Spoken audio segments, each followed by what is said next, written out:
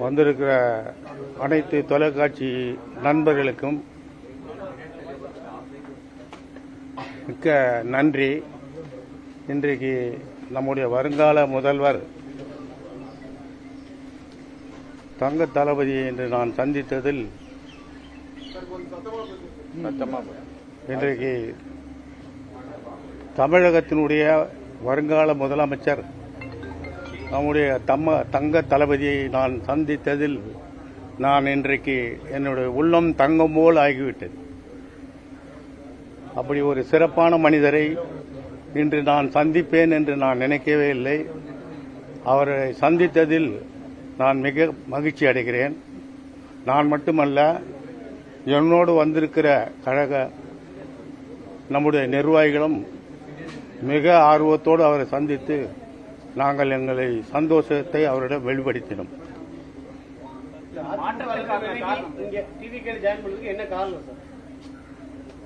இன்னைக்கு நாட்டில் என்ன நடக்கிறது என்பது தொலைக்காட்சி நண்பர்களுக்கு உங்களுக்கு நல்லா தெரியும். என்ன காரணம்னா, நல்ல ஆட்சி இல்லை, எதிர்கட்சியும் நல்ல எதிர்கட்சி இல்லை.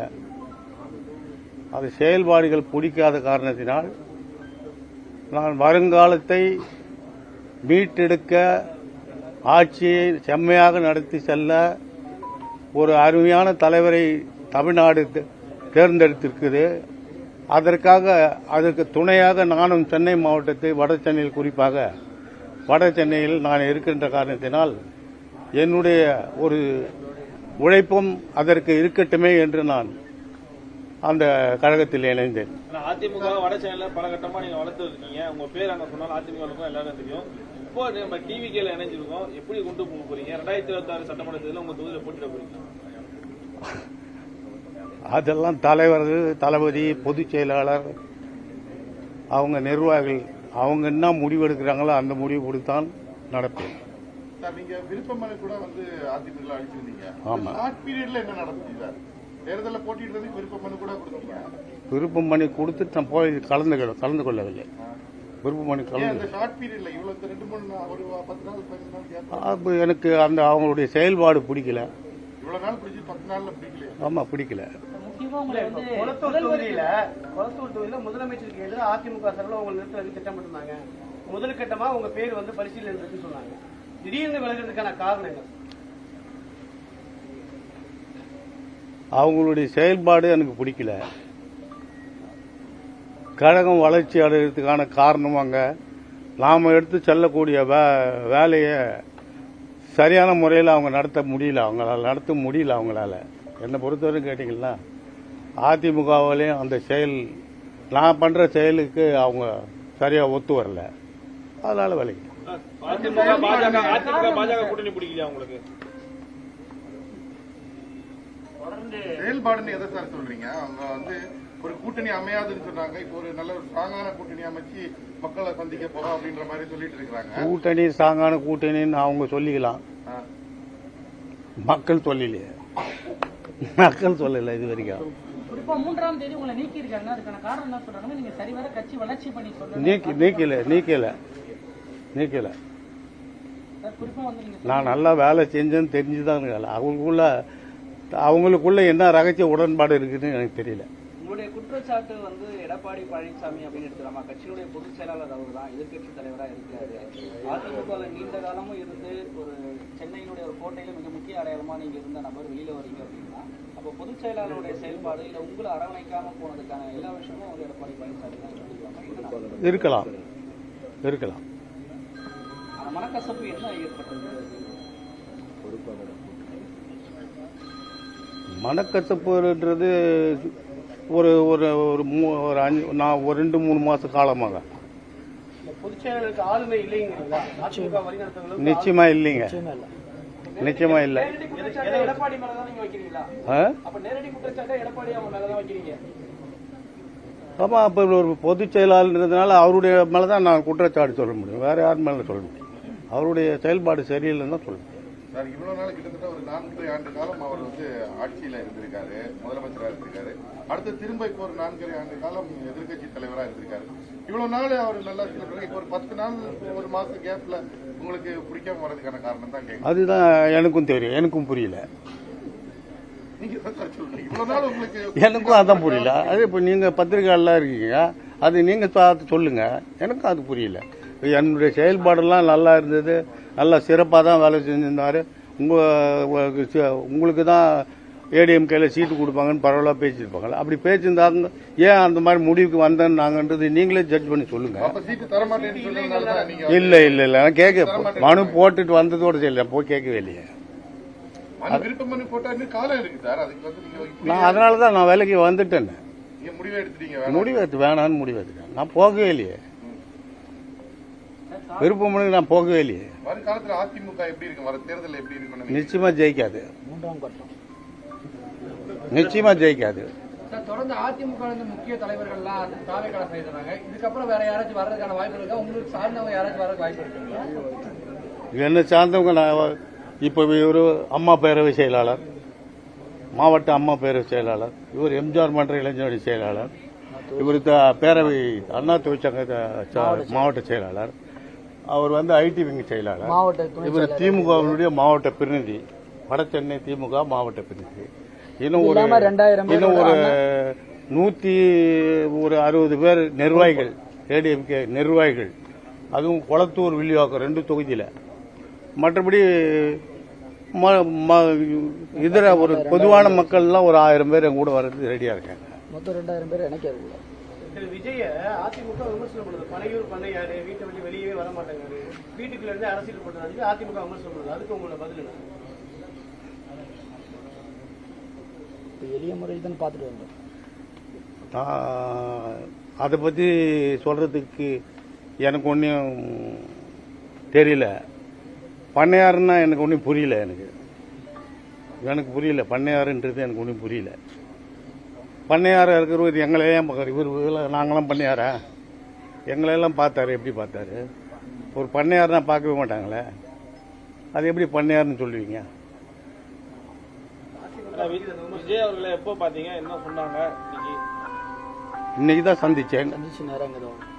கொஞ்சம் நேரம் சந்திச்சோம், வாழ்த்துக்கள் சொன்னார். அவரு நானும் வாழ்த்துக்க சொன்னாரு, நன்றி சொன்னோம். கழகத்துக்கு எல்லாம் வேலை செய்யணும்னு சொல்லியிருக்காரு.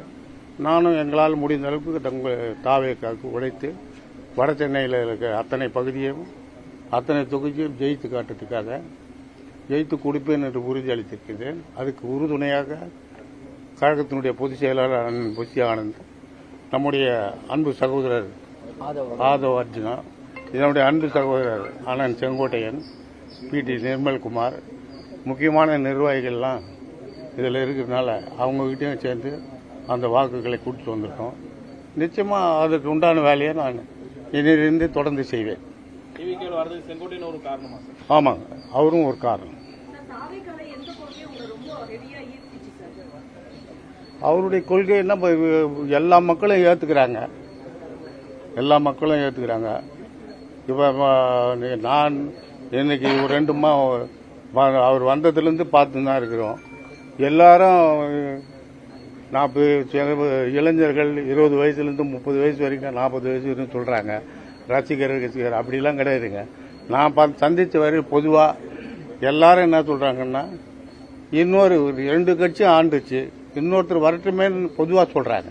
பொதுவான மக்கள், குறிப்பா 50 வயசுக்கு மேல இருக்கிற மக்களே சொல்றாங்க. ஆனா இருந்தாலும் பெண்ணா இருந்தாலும் 50 வயசுக்கு மேல இருக்கிறப்பல அவரை விரும்புறாங்க. மாற்றம் தேவை, இது பொதுவான கருத்து, எங்க கருத்து இல்ல, பொதுவான கருத்து. மாற்றம் தேவை. அந்த மாற்றத்துக்கு யாருன்னா தளபதி. தொடர்ந்து உங்களுக்கு எம்ஜிஆர் அழைப்பு வந்துருச்சு, அவங்களுக்கு அழைப்பு வந்துருந்தது அவங்களுக்கு திமுகவிலையா? திமுகவிலிருந்து பெரிய பேர் சொல்ற அளவுக்கு யாரும் அந்த அளவுக்கு பண்ணல. ஒரு சிறிய நபர்கள், ஒரு சில நபர்கள் அழைத்தார்கள். நான் திமுகவை முழுக்க போட்டு ரொம்ப நாள் ஆச்சு, ரொம்ப காலம் வருஷம் ஆச்சு. அதனால அதை பத்தி நான் நினைக்கிறேன். குளத்தூர்ல நிக்கிறதுக்கு ஒரு வாய்ப்பு கொடுத்தா முதலமைச்சர் மு.க. ஸ்டாலின் அங்க களத்துல நிற்பீங்களா? அது தளபதியும் பொதுச் செயலாளரும் நம்முடைய ஆதவ அர்ஜுனாவும் ஆணையிட்டால் கண்டிப்பாக நிற்பேன். எம்ஜிஆர் மாதிரி அரசியல்ல எம்ஜிஆர் மாதிரி அரசியல்ல விஜயும் வெற்றி பெறுவார் நினைக்கிறீங்களா? வட சைடுல அவர் செல்வாக்கு எப்படி இருக்கு? இப்போ சென்னையே பிரமாதமாக இருக்கு செல்வாக்கு. சென்னையே வட சென்னை இல்லை, ஒட்டுமொத்த சென்னையே செல்வாக்கா இருக்கு. நான் அறிந்த வரையில் இருந்திருக்கலாம். இன்றைக்கு நிலவரம் நம்முடைய தளபதி அவர்களுக்கு 100% சதவீதம் நல்லா இருக்கு. குறிப்பா வந்து சார் தாவேக தலைவர் விஜய் தொடர்ந்து சொல்லியிருக்காரு, ஆண்ட கட்சி ஆளும் கட்சி ரெண்டுமே ஊழல் கட்சி தான் சொல்லியிருக்காரு. அதை பத்தி உங்க கருத்து என்ன? நீங்க திமுக இருந்திருக்கீங்க, அதிமுக இருந்திருக்கீங்க, அதை பத்தி உங்க கருத்து என்ன? நான் அது சொல்றது இல்லை. பொதுவா பொதுமக்களுக்கும் தெரியும், எல்லாருக்குமே அதை பத்தி தெரியும். நான் அதை சொல்ல விரும்பல. சார், இன்னும் கூட்டணி பேச்சுவார்த்தை நடத்தாம பிரேமலதா விஜயகாந்த் அவர்கள் போன்றவர்கள் இருக்கிறாங்க. அவங்களுக்கு நீங்க தாவேக்கு அழைப்பு விடுக்கிறீங்களா உங்க சார்பில்? அது தலைமைக்கு தான் தெரியும், தளபதிக்கு தான் தெரியும், நமக்கு தெரியாது. நான் இன்னைக்கு தான் வந்து சேர்ந்திருக்கேன். நீங்க என்ன இந்த கேள்வி கேட்டா நான் எப்படி பதில் சொல்றேன்? பதட்டமாவே இருக்கீங்களா? என்ன பதட்டத்துக்கு ஒன்றும் பதட்டம்லாம் ஒன்றும் கிடையாது. என்ன பதம், எப்போதும் போல் நார்மலா இருக்கு. அதை விட ஜாஸ்தியா நான் நல்லா சுறுசுறுப்பா இருக்கேன், மகிழ்ச்சியா சந்தோஷமா இருக்கேன். அது ஒரு 20 வயசு குறைஞ்சிச்சு எனக்கு. இனிமே பாப்பீங்க. நன்றி.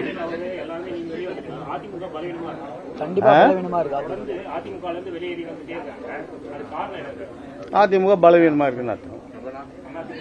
பலவீனமா இருக்கு, ரொம்ப ரொம்ப பலவீனமா இருக்கு. ஓகே, இந்த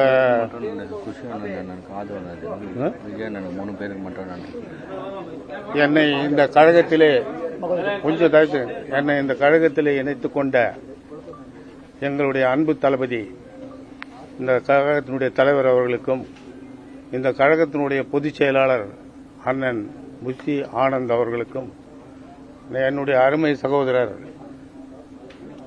ஆதவ் அர்ஜுனா அவர்களுக்கும், என்னுடைய அன்பு அண்ணன், எனக்கு இந்த கழகத்தில் இணைக்க உறுதுணையாக இருந்த அண்ணன் செங்கோட்டையன் அவர்களுக்கும், அருமைக்குரிய சகோதரர் PT நிர்மல்குமார் அவர்களுக்கும் மற்றும் அவருடன் இருந்த கழக நண்பர்களுக்கும் எங்களுடைய அன்பான நன்றியை தெரிவித்துக் கொண்டு, நீங்கள் இவ்வளவு நேரம் எனக்காக காத்திருந்து இந்த பேட்டியை நீங்கள் எடுத்ததற்கு உங்கள் அனைவருக்கும் என்னுடைய அன்பான நன்றியை தெரிவித்துக் கொண்டு விடைபெறுகிறேன். நன்றி, வணக்கம்.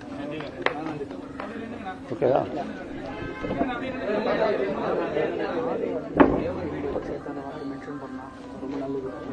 சின்ன குறிப்பா இன்னைக்கு இந்த நிகழ்ச்சியை எனக்கு ஏற்படுத்தி தளபதியை சந்திக்க வைத்த என்னுடைய அன்பு சகோதரர் ஆதவ் அர்ஜுனா அவர்கள் தான் ரொம்ப சிரமப்பட்டு எனக்கு இன்னைக்கு ரொம்ப முழு ஒத்துழைப்பு கொடுத்து என்னை சேர்த்தாரு. அதற்காக தனிப்பட்ட முறையில் எங்களுடைய மாவட்ட கழகத்தில் இன்னைக்கு இணைந்திருக்கிற அனைத்து நண்பர்கள் சார்பிலும் அவருக்கு என்னுடைய மனமார்ந்த நன்றியை மீண்டும் மீண்டும் தெரிவித்துக் கொள்கிறேன். நன்றி, வணக்கம். ஒருமா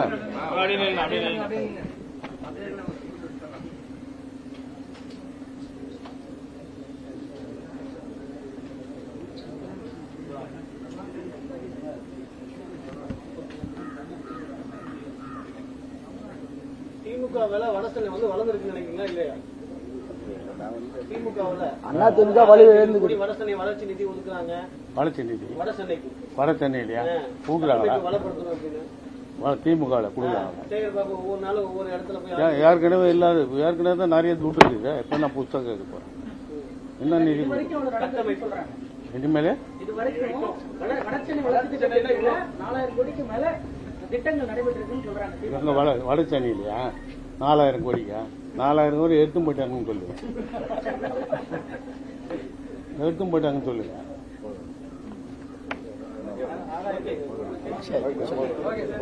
ஓகேவா?